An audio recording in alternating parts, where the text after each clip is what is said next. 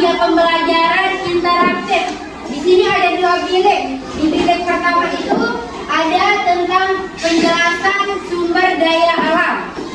Sumber daya alam dari pengertian, dari jenis-jenis sumber daya alam, dan contoh-contoh sumber daya alam di media pertamanya. Nanti kalian akan maju berkelompok untuk mengamati sumber daya alam dan menulisnya di buku kalian ya.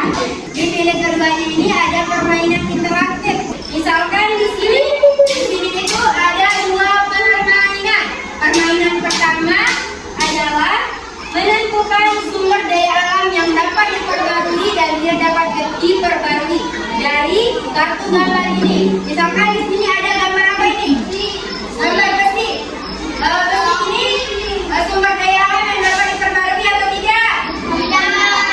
Sumber daya alam yang tidak dapat diperbarui karena besi ini bisa bisa hancur.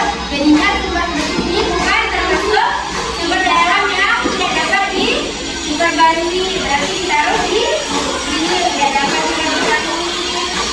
Permainan interaktif yang kedua, yang dimana kalian di sini adalah menentukan pemanfaatan sumber daya alam. Di sini ada beberapa pertanyaan. Misalkan di sini itu pertanyaannya, apakah kegiatan menanam pohon ini termasuk